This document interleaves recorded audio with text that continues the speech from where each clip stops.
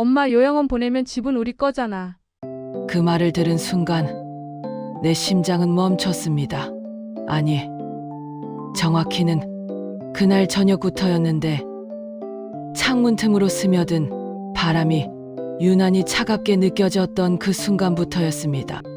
저녁밥을 짓다 잠깐 밖으로 나가려던 그저 평범한 한 걸음이 내 인생 전체를 무너뜨릴 줄은 몰랐습니다. 으악, 몸이 허공에 뜨면서 시간이 느리게 흐르는 것 같았고 손이 허공을 휘저었으며 발끝이 공중에 걸리더니 그대로 쾅 하고 떨어졌습니다. 머릿속이 하얘지고 심장이 쿵 하고 떨어졌습니다. 엄마. 멀리서 민수의 목소리가 들렸지만 누군가 나를 부르는 것 같은데 귀가 멍해서 잘 들리지 않았습니다. 찬 바닥의 감촉, 다리에서 느껴지는 날카로운 통증, 그리고 숨을 들이쉴 때마다 밀려오는 고통으로 모든 게 한순간에 뒤집혔습니다. 눈을 떴을 땐 병원이었는데 형광등 불빛이 너무 밝아서 눈을 제대로 뜰 수도 없었습니다. 대퇴골 골절입니다. 최소 3개월은 깁스를 하셔야 해요. 의사의 말이 귓가에서 둥둥 울렸습니다. 그 말이 끝나자마자 세상이 조용해졌고 귀가 멀어진 듯 아무 소리도 들리지 않았습니다. 고개를 돌리니 침대 옆에서 민수가 고개를 숙이고 있었고 지영은 휴대폰을 꽉 쥔 채 아무 말도 하지 않았습니다. 괜찮아라는 말 한마디가 나올 줄 알았고 엄마, 금방 나으실 거예요. 같은 위로 한마디라도 듣고 싶었지만 아무도 말하지 않았고 공기 속에 묘한 냉기가 감돌았습니다. 집으로 돌아오는 차 안에서 세 사람은 아무 말도 하지 않았고 창밖엔 붉은 단풍잎이 흩날렸는데 그 잎들이 떨어지는 모습이 마치 내 인생 같았습니다. 가볍게 흔들리다 바람에 밀려 결국 바닥으로 내려앉는 나무집처럼 이게 다리 하나 부러진 걸로 끝나면 좋을 텐데 그때는 몰랐습니다. 그날 저녁에 그 한 번의 추락이 내 인생 전체를 무너뜨리는 시작이 될 줄은. 처음 한 달은 그래도 견딜만 했는데 지영은 부지런히 죽을 끓였고 민수는 매일같이 퇴근하자마자 내 방으로 들어와 안부를 물었습니다. 엄마, 괜찮아? 불편한 데 없어? 그 말 한마디에 마음이 놓였고 아프긴 했지만 그래도 내 곁에 가족이 있다는 사실이 위로가 됐습니다. 지영이 간식으로 삶은 고구마를 내오던 날이 기억나는데 엄마, 요즘 이게 당뇨에 좋대요. 달긴 하지만 건강식이에요. 그녀는 웃으며 말했지만 눈 밑엔 피곤이 내려앉아 있었습니다. 나 하나 때문에 너느리가 이렇게 지치는구나 하는 생각에 미안했습니다. 민수는 늘 조용히 나를 챙기면서 퇴근길에 슈퍼에 들러 필요한 걸 사오고 밤에는 조심스레 문을 열어 내 이불을 덮어주곤 했습니다. 그럴 때면 참 고마웠는데 사람이 늙으면 이런 사소한 손길 하나에도 울컥하게 됩니다. 하지만 그 따뜻함은 오래가지 않았고 깁스한 다리는 여전히 무겁고 나는 여전히 누워만 있어야 했습니다. 시간이 흐를수록 공기가 조금씩 달라졌고 지영의 발소리가 줄었으며 인수의 방문 횟수도 점점 적어졌습니다. 엄마, 오늘은 회의가 있어서 점심 못 챙겨드려요. 엄마, 저녁은 간단하게 드세요. 우리 늦어요. 그런 말들이 하루에 한 번, 이틀에 한 번으로 이제는 너무 자연스러워졌습니다. 식탁 위엔 미리 차려둔 반찬들이 식어갔고 나는 그걸 혼자 전자레인지에 돌려 먹었습니다. 저녁이 되면 집안이 조용했고 텔레비전 소리만 희미하게 들렸으며 그 사이에 내 숨소리만 둔탁하게 울렸습니다. 한때는 새 식구가 웃으며 식사하던 식탁이었는데 이젠 내 앞엔 아무도 없었고 숟가락을 놓을 때마다 공허한 소리가 났는데 그게 그렇게 서글펐습니다. 민수는 점점 바빠졌고 지영은 피곤하다는 말을 자주 했습니다. 엄마, 병원은 다음 주에 같이 가요. 이번 주는 정신이 없어요. 그 말이 이해되면서도 서운했는데 나는 단지 함께 가주길 바랐을 뿐인데 그들에게 나는 부담이 되어가고 있었습니다. 깁스한 다리를 바라보다가 문득 이런 생각이 들었습니다. 내가 언제부터 이렇게 눈치 보며 살아야 하는 사람이 되었을까? 예전엔 내 손으로 밥을 하고 청소를 하고 가족을 챙겼는데 이젠 그저 기다리는 사람이 되어 있었고 누가 문을 열어줄까? 오늘은 밥이 있을까 하는 그 사소한 것들이 하루의 전부가 됐습니다. 그리고 어느 날 밤 화장실을 가려고 방문을 열었을 때 거실에서 민수와 지영의 목소리가 들렸는데 평소보다 낮고 조심스러운 말투였습니다. 그 대화가 내 인생의 두 번째 추락이 될 줄은 그때는 아직 몰랐습니다. 그날 밤은 유난히 조용해서 시계 초침 소리까지 들릴 정도로 고요했고 깁스한 다리가 욱신거려 잠이 오지 않았습니다. 침대맡에 놓인 진통제를 바라보다가 그냥 몸을 일으켜 세웠고 조금만 움직이면 괜찮아질 거야. 스스로에게 그렇게 말했습니다. 목발을 짚고 천천히 방문을 열었을 때 거실 쪽에서 작은 불빛이 새어나왔는데 불 꺼진 집안에서 유일하게 켜져 있던 그 불빛 아래서 두 사람의 그림자가 보였습니다.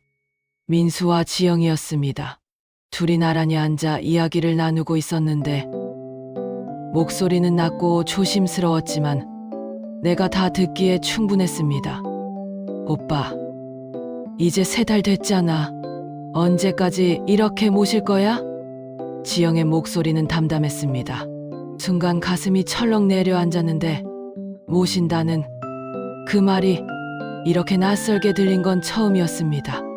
민수는 한동안 대답하지 않았습니다. 그래도 우리 엄마인데 짧은 한마디였지만 그 말 속엔 흔들림이 있었습니다. 지영이 한숨을 쉬며 말을 이었습니다. 요양원 알아봤어. 한 달에 200만 원이면 되고 엄마 연금이랑 우리가 조금만 보태면 충분해. 그 말에 손끝이 떨렸고 요양원이라니 그 단어가 이렇게 차갑게 들릴 줄 몰랐습니다. 민수가 낮은 목소리로 말했습니다. 요양원은 좀 그렇지 않나? 엄마도 싫어하실 거야. 오빠, 현실적으로 생각해. 엄마도 계속 누워 계시고 나도 이제 한계야. 회사도 집안일도 다 나 혼자 감당하고 있어. 지영의 말이 계속 이어졌고 그 말들이 마치 바늘처럼 내 마음을 찔렀습니다. 솔직히 말해서 엄마 요양원 보내고 나면 이 집은 우리 거잖아. 재개발 들어오면 최소 5억은 받을 거고 그럼 우리 빚도 갚고 지우 학원비도 해결돼. 그 말에서 엄마는 없었고 오직 집과 돈만 남아 있었습니다. 민수가 말했습니다. 지영아, 그런 식으로 말하지 마. 오빠도 알잖아. 엄마도 요양원 가시는 게 더 나을 수도 있어. 전문 간호사들이 있고 우리도 숨 좀 쉬자. 솔직히 이대로는 못 버텨. 그 말을 들으며 나는 문 뒤에 서 있었는데 심장이 멎을 듯 뛰었고 눈물이 뺨을 타고 흘렀지만 그 어떤 소리도 낼 수 없었습니다. 문만 살짝 붙잡은 채 그대로 서 있었습니다. 그래, 이제 나는 짐이구나. 그 생각이 머리를 스쳤고 나를 지켜주던 가족이 이제는 나를 치워야 할 짐으로 이야기하고 있었습니다. 잠시 후 의자 끄는 소리가 났고 두 사람의 발소리가 방으로 멀어져 갔습니다. 그제야 나는 몸을 돌려 방으로 들어왔습니다. 침대 위에 앉았지만 다리의 통증은 느껴지지 않았고 그보다 더 아픈 건 마음이었습니다. 창문 밖으로 가을 달빛이 들어왔고 차가운 빛이 깁스 위에 고요히 내려앉았는데 그 불빛이 마치 내 인생의 자녀처럼 느껴졌습니다. 요양원 집 재개발 5억. 그 말들이 머릿속을 맴돌았고 서러움보다 허무함이 먼저 밀려왔습니다. 내가 평생 지켜온 가족이 이렇게 내 인생을 계산하고 있었다는 게 믿기지 않았습니다. 밤새 잠을 이루지 못했고 시계 초침이 한 칸씩 움직일 때마다 내 안의 믿음도 하나씩 부서져 갔습니다. 내가 짐이라면 이제 스스로 걸어야겠지. 그때 처음으로 내 마음속에서 무언가가 움직였는데 희미했지만 분명한 결심이었습니다. 눈을 감기 전 나 자신에게 속삭였습니다. 그래, 이제 내 인생은 내가 지킬 거야. 그날 밤 이후로 나는 예전과 달라졌는데 눈을 감아도 잠이 오지 않았고 깁스한 다리보다 마음이 더 무거웠습니다. 몸이 아파 누워있는 건 괜찮았지만 마음이 무너진 건 견딜 수 없었습니다. 창문을 열면 찬바람이 들어왔고 가을의 냄새가 섞인 그 바람 속엔 이상하게도 외로움이 묻어 있었습니다. 밤하늘의 달빛이 유난히 차가웠고 그 아래서 나는 천천히 아주 천천히 깨달았습니다. 나는 이제 이 집의 중심이 아니구나. 예전엔 내가 밥을 하고 빨래를 하고 손주 옷까지 다려줬으며 아침마다 가족을 깨우고 저녁마다 식탁을 채웠습니다. 그런데 지금은 누워서 밥을 기다리는 사람, 누군가의 시간을 빼앗는 존재가 되어 있었습니다. 그날 이후 민수와 지영은 조심스러워졌고 거실에서 대화를 나눌 땐 목소리를 낮췄으며 나를 볼 때마다 억지로 미소를 지었습니다. 마치 아무 일도 없었던 것처럼. 엄마, 오늘 복지사님이 온대요. 상담 좀 받아. 지영이 그렇게 말했을 때 나는 이미 알고 있었는데 그 상담이 무슨 상담인지 알고 있었습니다. 무슨 상담이니? 그냥 건강관리 같은 거요. 요즘 전문적으로 도와주는 분들 많대요. 그녀는 최대한 자연스럽게 말했지만 그 말 끝에는 미묘한 떨림이 있었고 요양원 상담이란 걸 나는 눈치챘습니다. 나는 조용히 고개를 끄덕였습니다. 그래, 알았어. 그 말 뒤엔 어떤 감정도 담지 않았는데 그냥 담을 힘이 없었습니다. 하지만 그날 밤 나는 다시 다짐했습니다. 이대로는 안 된다. 이렇게 사라지듯 늙어가진 않겠다. 깁스한 다리는 무겁고 아팠지만 머리는 여전히 또렷했고 그 머릿속에서 하나의 문장이 떠올랐습니다. 이건 내 인생이야. 내 손으로 지켜야 해. 다음 날 복지사가 다녀간 후 나는 오랜만에 서랍을 열었는데 남편이 살아있을 때 만들어둔 통장과 낡은 도장 그리고 등기권리증을 꺼내 손바닥 위에 올려놓았습니다. 손이 떨렸는데 그건 분노 때문이 아니라 이제부터 모든 걸 스스로 해야 한다는 두려움 때문이었습니다. 하지만 이상하게도 마음 한편은 단단해졌습니다. 그래, 나도 내 삶을 선택할 자격이 있어. 거울 앞에 앉아 내 얼굴을 바라봤는데 빕스 때문에 수척해졌지만 눈빛만큼은 여전히 살아있었습니다. 거울 속에 나는 속삭였습니다. 영자야, 너 아직 끝난 거 아니야. 그날 이후 하루하루가 달라졌고 민수와 지영이 출근한 뒤 나는 핸드폰을 손에 쥐고 조용히 검색을 시작했습니다. 노인 임대주택, 시니어 주거 복지, 독립 생활 가능한 실버타운. 그 단어들이 내게는 새로운 세상처럼 느껴졌는데 요양원이 아닌 나답게 살아갈 수 있는 곳, 누구에게 의지하지 않아도 되는 공간이었습니다. 화면 속 사진들을 보며 가슴이 두근거렸는데 밝은 복도와 햇살이 들어오는 창문, 그리고 각자의 작은 방이 보였습니다. 여기서 제 인생 2막을 시작했어요. 자식들 눈치 안 보고 살 수 있어요. 그 후기들을 읽는 동안 나는 잠시나마 숨을 편히 쉴 수 있었습니다.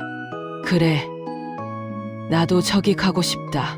깁스를 한 다리로는 거동이 쉽지 않았지만 머리와 손가락은 멀쩡했고 그날 나는 용기 내어 전화를 걸었습니다. 여보세요. 해피시니어 임대주택이죠. 입주 상담 받고 싶은데요.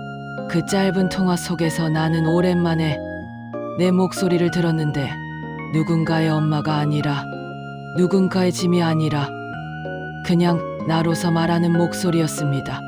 전화를 끊고 나니 오랜만에 마음이 따뜻했고 비로소 내 안에서 희미한 불빛이 다시 켜졌는데 그건 희망이었습니다. 그리고 나는 속으로 중얼거렸습니다. 이제부터 전쟁이다. 내 인생의 마지막 전쟁. 그날 오후 복지사가 돌아간 뒤 나는 오래도록 앉아 있었는데 문이 닫히는 소리조차 공허하게 들렸습니다. 다리의 통증보다 마음이 더 욱신거렸고 이대로 가만히 있을 순 없어. 그 생각이 머릿속을 꽉 채웠습니다. 깁스를 한 몸으로 움직이긴 어려웠지만 다행히 손끝은 아직 자유로웠고 나는 핸드폰을 꺼내 들었는데 오랜만에 손가락이 목적을 가진 듯 움직였습니다. 검색창에 천천히 글자를 눌렀습니다. 노인, 임대주택, 시니어 주거복지, 독립생활 가능한 실버타운. 그때 처음 알았는데 세상은 내가 생각한 것보다 훨씬 넓고 나이 들었다고 꼭 누군가에게 의지하며 살아야 하는 건 아니더군요. 사진 속엔 나이 든 사람들이 웃고 있었고 햇살이 가득한 창문과 밝은 식당, 조용한 정원, 그리고 각자의 방이 보였습니다. 저긴 냄새가 없구나. 요양원 특유의 소독약 냄새가 아니라 삶의 냄새가 나는 공간이었습니다. 특히 눈에 들어온 한 문장이 있었습니다. 해피시니어, 임대주택 독립과 돌봄의 균형. 그 말이 마음속으로 깊게 박혔습니다. 전화를 걸었습니다. 여보세요. 해피시니어 임대주택입니다. 상냥한 여성의 목소리가 들렸습니다. 안녕하세요. 입주 상담 가능할까요? 네, 물론이죠. 현재 거동은 가능하세요? 다리를 다쳐서 지금은 깁스 중이에요. 하지만 한 달 뒤면 풀릴 거예요. 그럼 깁스 푸시고 거동 가능해지시면 상담 가능하세요. 원하시면 예약해 드릴게요. 네, 박영자라고 합니다.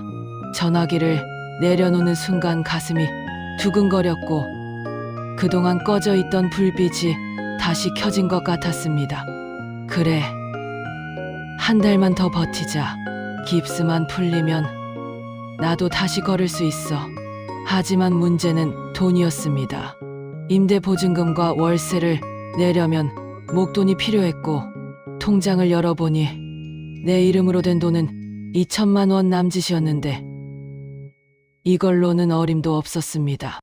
책상 위에 놓인 남편의 사진을 바라봤습니다. 여보, 나 어떻게 해야 할까?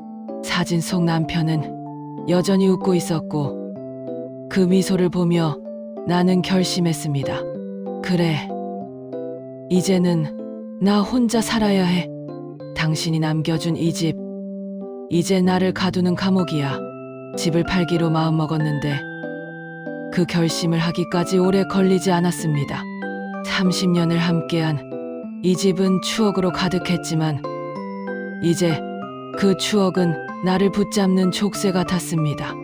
다음 날 민수와 지영이 출근하자마자 부동산에 전화를 걸었습니다. 여보세요. 금모 부동산이죠? 네, 말씀하세요. 집을 매매하고 싶은데요. 주소는 내가 주소를 말하자마자 상대가 반가운 목소리로 대답했습니다. 아, 거기요. 재개발 예정 지역이라 요즘 문의 많아요. 매물만 나오면 바로 나가요. 조용히 진행해 줄 수 있나요? 비밀 매각이시군요. 가족분들 몰래? 순간 숨이 막혔지만 나는 단호하게 말했습니다. 네, 조용히 부탁드려요. 알겠습니다. 그런 경우 많습니다. 걱정 마세요. 전화를 끊고 나니 손이 떨렸지만 이상하게도 마음 한편은 시원했습니다. 그래, 이건 도망이 아니야. 이건 선택이야. 내 인생을 되찾는 선택. 그날 오후 나는 목발을 짚고 집안을 천천히 돌았는데 거실과 주방, 화장실, 방 하나하나를 바라보며 사진을 찍었습니다.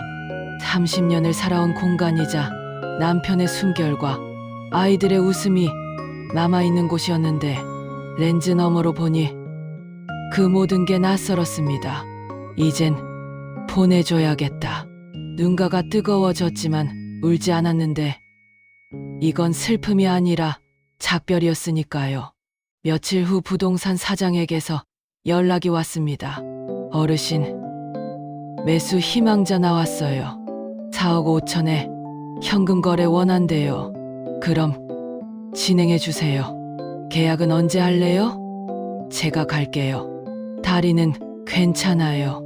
전화를 끊은 뒤 나는 창문을 열었는데 가을 하늘이 유난히 높고 푸르렀습니다. 찬바람이 얼굴을 스쳤지만 이상하게 시원했습니다. 그래, 이게 내 전쟁이야. 누구와 싸우는 게 아니라 나 자신을 되찾는 전쟁.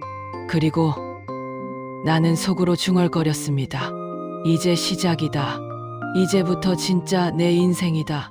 집을 내놓은 지 일주일쯤 지나던 날이었는데 아침 햇살이 들어오는데 공기가 묘하게 달랐습니다. 창문 너머로 아이들 웃음소리가 들려왔지만 그 소리조차 멀게 느껴졌고 이제 나도 곧 저 소리에서 멀어질 거라는 예감이 들었습니다. 그날 오후 부동산 사장에게서 전화가 왔습니다. 어르신, 매수자분이 집을 마음에 들어 했어요. 4억 5천으로 바로 계약 원합니다. 그 말을 듣자 가슴이 쿵 내려앉았고 드디어 시작이구나. 두려움보다 이상한 평온이 밀려왔습니다. 계약 날짜는 언제가 좋아요? 가능하면 이번 주 안에요. 좋아요. 그럼 모레 오전 10시로 잡을게요. 전화를 끊고 나니 손끝이 떨렸는데 하지만 이번엔 무서워서가 아니라 결심이 굳어졌기 때문이었습니다. 이건 도망이 아니야. 이건 나를 지키는 일이야. 그날 저녁 민수와 지영이 평소보다 늦게 들어왔고 현관문이 열리는 소리에 심장이 쿵쿵 뛰었습니다. 엄마, 아직 안 주무셨어요? 응. 그냥 TV 좀 보고 있었어. 평소와 다름없는 말투로 대답했지만 내 목소리는 살짝 떨리고 있었습니다. 민수가 내 옆에 앉아 조용히 물었습니다. 엄마, 다리는 좀 어때? 이제 좀 나아. 곧 깁스도 풀릴 것 같아. 그 말에 민수가 안도하는 표정을 지었고 그 모습을 보며 마음이 찢어졌는데 거짓말을 하고 있다는 죄책감 때문이었습니다. 하지만 동시에 이런 생각이 들었습니다. 이제는 나를 위해서라도 이 거짓말을 끝까지 해야 해. 밤이 깊자 나는 작은 가방을 꺼냈고 통장과 도장, 신분증, 그리고 등기권리증을 모두 봉투에 넣어 침대 밑에 숨겼는데 혹시라도 들킬까봐 손끝이 식을 정도로 긴장했습니다. 다음 날 부동산 사장에게서 또 연락이 왔습니다. 어르신, 계약 당일 매수자분이 현금 일부를 바로 이체한대요. 잔금은 한 달 뒤에요. 괜찮죠? 괜찮아요. 그대로 진행해 주세요. 그럼 계약서 준비해 두겠습니다. 계약한 날 밤은 거의 한숨도 못 잤는데 머릿속으로 수십 번이나 그날의 동선을 그려봤습니다. 민수랑 지영이 출근하면 30분 뒤에 나가자. 목발 챙기고 택시 타고 부동산으로. 계약 끝나면 바로 집으로 돌아오자. 그렇게 머릿속으로 리허설을 하며 새벽까지 깨어 있었습니다. 그리고 드디어 계약 당일이 왔습니다. 아침 8시 반 민수와 지영이 출근하며 문을 닫았고 그 소리를 듣자마자 나는 서둘러 움직였습니다. 목발을 짚고 가방을 어깨에 매며 거울을 봤는데 초췌한 얼굴이었지만 눈빛만큼은 단단했습니다. 할 수 있어. 이건 내 인생이야. 택시 안에서 기사님이 말을 걸었습니다. 어르신, 다리 많이 불편하시겠어요. 곧 나아요. 조금만 참으면 돼요. 거짓말이 입에 익숙해진 게 서글펐지만 이젠 그조차도 내 싸움의 일부였습니다. 부동산 사무소 문을 열었을 때 사장님이 반갑게 맞아줬습니다. 어르신, 왔네요. 매수자분도 기다리고 계세요. 중년의 남자가 일어나 인사했습니다. 안녕하세요. 좋은 집이라 바로 결정했습니다. 서류를 펼치며 사장이 말했습니다. 자, 여기 계약서예요. 가격은 4억 5천. 계약금 4,500. 잔금은 한 달 뒤. 펜을 쥔 내 손이 조금 떨렸지만 도장을 찍는 순간 묘한 해방감이 밀려왔습니다. 이제 정말 끝났구나. 사장이 웃으며 말했습니다. 축하드려요. 어르신, 거래 완료됐습니다. 감사합니다. 내 목소리는 떨렸지만 마음은 단단했습니다. 밖으로 나오니 하늘이 맑았고 가을 햇살이 따뜻하게 내려앉았으며 길가에 은행이 피 노랗게 물들어 있었습니다. 그 길을 따라 천천히 걸으며 속삭였습니다. 이제 조금만 더 버티면 돼. 조금만 더. 하지만 평화는 오래가지 않았습니다. 그날 저녁 현관문이 거세게 열리며 인수의 목소리가 들려왔습니다. 엄마, 엄마, 지금 뭐 한 거야? 순간 심장이 멎는 것 같았고 핸드폰을 떨어뜨릴 뻔했습니다. 무슨 일이야?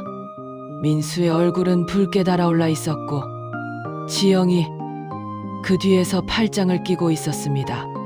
엄마, 집 팔았어? 그 말에 숨이 막혔습니다. 무슨 소리야? 동사무소에서 연락 왔어요. 소유권 이전 준비하라고요. 지영이 목소리를 높였습니다. 엄마, 우리 몰래 이런 일을 왜 해요? 그 순간 나는 알았습니다. 이제 더는 숨길 수 없다는 걸. 그리고 조용히 말했습니다. 그래, 팔았어. 거실에 침묵이 흘렀고 민수의 얼굴이 일그러졌으며 지영은 고개를 떨궜습니다. 왜요? 왜 말 안 했어요? 나는 단호히 대답했습니다. 말하면 팔게 해줬겠니? 그 말이 끝나자 집안의 공기가 싸늘하게 얼어붙었습니다. 이제 모든 게 드러났지만 이상하게도 후회는 없었습니다. 그래, 이제는 내 길을 가야 해. 그래, 팔았어. 그 한마디가 거실을 갈랐고 공기가 식어버렸으며 세 사람의 시선이 부딪혔습니다. 민수의 얼굴은 놀라움과 분노로 일그러졌고 지영은 믿을 수 없다는 표정으로 나를 바라봤습니다. 엄마, 왜 우리한테 말도 안 하고 이런 걸 해? 민수의 목소리가 떨렸는데 그 안엔 배신감이 섞여 있었지만 그 배신감의 주인이 누군지는 이미 알고 있었습니다. 말하면 팔게 해줬겠니? 내가 조용히 대답했습니다. 너희는 나를 요양원에 보내고 이 집으로 재개발 보상금 받을 계획이었잖아. 민수의 얼굴이 하얗게 질렸고 지영은 말을 잃은 채 고개를 숙였습니다. 엄마, 그걸 들었어? 그래, 다 들었어. 순간 거실의 시계 초침 소리까지 들릴 만큼 조용해졌고 그 침묵 속에서 나는 덧붙였습니다. 요양원 보내고 이 집은 너희가 가진다 했지. 빚 갚고 지우 학원비 낸다 했지. 그 말들 하나하나 다 들었어. 지영이 울먹이는 목소리로 말했습니다. 엄마, 그땐 우리가 너무 힘들었어요. 오빠도 일 많고 저도 직장 다니면서 애 키우고 그냥 잠깐 그런 생각을 했던 거예요. 잠깐이라도 그런 생각을 했다는 게 문제야. 내 목소리가 떨렸습니다. 나는 평생 너희 위해 살았어. 아파도 병원비 걱정할까봐 참고 늦게까지 일하면서도 너희 도시락 챙겼어. 그런데 이제는 짐이라니? 민수가 무릎을 꿇었습니다. 엄마, 잘못했어요. 그때는 정말 몰랐어요. 우리가 얼마나 잔인했는지. 그 눈빛엔 진심이 있었지만 이미 내 마음은 되돌릴 수 없었습니다. 너희 잘못만은 아니야. 세상이 그렇게 만든 거지. 하지만 나도 이제는 내 인생을 살아야 해. 지영이 눈물을 닦으며 말했습니다. 엄마, 그럼 집 팔면 어디 갈 거예요? 해피시니어 임대주택. 거긴 혼자 살아도 괜찮은 곳이야. 엄마, 다리도 불편한데 어떻게 혼자 살아? 민수가 절박하게 말했지만 나는 조용히 고개를 저었습니다. 너희가 나를 요양원 보내려 했잖아. 거긴 괜찮고 임대주택은 안 돼. 그건 그런 뜻이 아니었어요. 아니야. 그건 정확한 뜻이었어. 거실의 불빛이 유난히 밝았고 그 아래서 세 사람의 얼굴이 적나라하게 드러났습니다. 죄책감과 후회, 그리고 단호함, 그 모든 감정이 한 공간에 섞여 있었습니다. 엄마, 다시 생각해줘. 집 팔면 정말 끝이야. 민수의 말에 나는 고개를 돌렸습니다. 끝이 아니라 시작이야.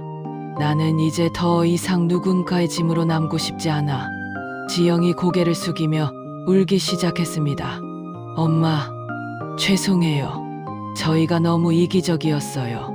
그녀의 눈물은 진심이었지만 그 눈물조차 내 결심을 흔들지는 못했습니다. 이젠 미안하다고 하지 마. 그 말은 내가 다시 짐이 되길 바라는 말 같아서. 민수는 고개를 숙인 채 말했습니다. 엄마, 그럼 우리 이제 어떻게 해야 돼? 그냥 살면 돼. 나 없이도 잘 살 수 있을 거야. 이제는 나도 내 인생을 살 테니까. 그 말에 민수가 고개를 들었는데 눈가가 붉어져 있었지만 말은 하지 않았습니다. 지영은 입술을 깨물며 흐느꼈습니다. 잠시 후 나는 깁스한 다리를 질질 끌며 방으로 들어왔고 문을 닫고 기대 앉아 숨을 몰아쉬었습니다. 다리가 욱신거렸지만 마음은 이상하게도 편했습니다. 그래, 이제는 정말 끝났다. 하지만 동시에 이렇게도 생각했습니다. 이제야 진짜 나로 살아간다. 창문을 열자 밤 공기가 밀려 들어왔고 달빛이 커튼 사이로 스며들었으며 그 빛 아래에서 나는 속삭였습니다. 이제 내 방을 찾아갈 시간이야. 그날 밤 나는 한참을 울었는데 분노나 원망이 아니라 이제야 모든 걸 놓을 수 있어서였습니다. 눈물이 마르자 마음이 조금 가벼워졌습니다. 그래, 이젠 됐다. 나는 내 길로 가면 돼. 다음 날 아침 민수와 지영은 말없이 식탁에 앉았고 평소처럼 아침을 준비했지만 젓가락 소리만 들렸습니다. 그날따라 밥맛이 느껴지지 않았습니다. 엄마, 저희가 어제는 너무 심했어요. 민수가 조심스레 입을 열었습니다. 괜찮다. 다 지난 일이야. 짧게 대답했지만 그 안엔 내 마음의 마지막 인사도 담겨 있었습니다. 식사를 마치고 두 사람은 출근 준비를 했습니다. 현관문 앞에서 민수가 말했습니다. 엄마, 혹시 외출할 일 있으면 저한테 전화해. 그래, 알았어. 그 말에 미소를 지어 보였지만 이미 내 안엔 다른 계획이 있었습니다. 그날 오후 부동산 사장이 연락을 해왔습니다. 어르신, 잔금일 조율하자고 매수자분이 연락 줬어요. 다음 주 월요일에 입금 가능하답니다. 좋아요. 그렇게 해주세요. 통화를 끊고 나니 마음이 차분해졌는데 이제 모든 게 끝나는구나. 아니, 정확히 말하면 모든 게 다시 시작되는 거였습니다. 나는 옷장을 열었고 오래된 외출복 몇 벌과 남편이 선물해준 스카프, 그리고 손때 묻은 사진첩 하나가 내가 가져갈 전부였습니다. 짐이라 부를 만한 것도 없었습니다. 이제 이걸로 충분해. 혼잣말을 하며 가방을 닫았습니다. 저녁 무렵 민수와 지영이 퇴근하기 전에 나는 천천히 거실을 돌았고 벽에 걸린 가족 사진 앞에 섰습니다. 젊은 날에 내가 웃고 있었는데 남편의 팔에 안겨서 아이 둘을 품에 안은 채로였습니다. 그때의 나는 몰랐습니다. 사랑이 이렇게 멀어질 수도 있다는 걸. 하지만 지금은 알겠습니다. 그건 사라진 게 아니라 형태가 변한 거였고 이젠 그 사랑을 나 자신에게 돌려줄 때였습니다. 그날 밤 창문을 열자 서늘한 바람이 불었고 가을이 끝나가는 냄새가 났습니다. 멀리서 버스 정류장 안내 방송이 희미하게 들렸고 이제 그 소리를 따라가야겠다. 나는 목발을 짚고 창문을 닫았습니다. 다음 날 아침 나는 준비를 마쳤고 간단한 짐을 챙기고 현관 앞에 섰습니다. 낡은 신발을 신으며 한동안 움직이지 못했는데 발끝이 바닥을 떠나면 이 집에서의 30년이 끝난다는 걸 알고 있었으니까요. 영자야, 잘했어. 스스로에게 그렇게 말했습니다. 그리고 조용히 문을 열었는데 햇살이 현관 안으로 스며들었고 그 빛이 내 깁스 위를 비추었습니다. 택시를 타고 가는 동안 창밖을 바라봤는데 낯익은 거리와 시장, 그리고 오래 다니던 약국이 보였습니다. 모든 게 어제 같았지만 동시에 아주 먼 과거처럼 느껴졌습니다. 어르신, 어디로 모실까요? 운전기사의 물음에 나는 미소 지으며 대답했습니다. 해피시니어 임대주택이요. 그 한마디를 하고 나니 마음속에서 무언가가 풀리는 느낌이었습니다. 창밖으로 스쳐가는 풍경이 마치 영화처럼 흘러갔고 그리고 문득 이런 생각이 들었습니다. 사람은 결국 자기 자리로 돌아가는 거구나. 그 자리가 비록 작고 낯설지라도 그 안에 나다운 숨결이 있다면 그게 집이겠지요. 차가 멈췄을 때 건물 앞엔 햇살이 가득했고 유리문을 통해 들어오는 빛이 따뜻했습니다. 어서 오세요, 박영자님. 관리 직원이 반갑게 인사했습니다. 그 말 한마디에 눈물이 고였는데 누군가 나를 엄마가 아닌 박영자로 불러줬으니까요. 엘리베이터 안에서 거울을 봤습니다. 수척한 얼굴과 깁스한 다리, 그리고 단단한 눈빛이 보였습니다. 거울 속에 나는 더 이상짐이 아니었고 그건 오랜 세월을 버텨낸 한 사람의 얼굴이었습니다. 방문이 열리자 햇빛이 쏟아졌고 작지만 깨끗한 공간이었으며 창가에는 작은 화분이 놓여 있었습니다. 나는 그 앞에 앉아 천천히 숨을 내쉬었습니다. 이제야 내 방이 생겼구나. 창문을 열자 멀리서 아이들의 웃음소리가 들렸고 그 소리를 들으며 나는 조용히 미소 지었습니다. 이제는 그 소리에 끌려가는 대신 내 자리에서 그 소리를 바라볼 수 있었습니다. 그때 알았습니다. 진짜 자유란 멀리 도망치는 게 아니라 자신의 자리를 다시 찾아가는 용기라는 걸. 그리고 속삭였습니다. 그래, 잘 왔어. 이제부터는 나답게 살 거야. 창밖으로 가을 햇살이 부드럽게 내려앉았고 그 빛이 내 마음속에도 천천히 스며들었습니다. 이제 진짜 내 인생이 시작되는구나.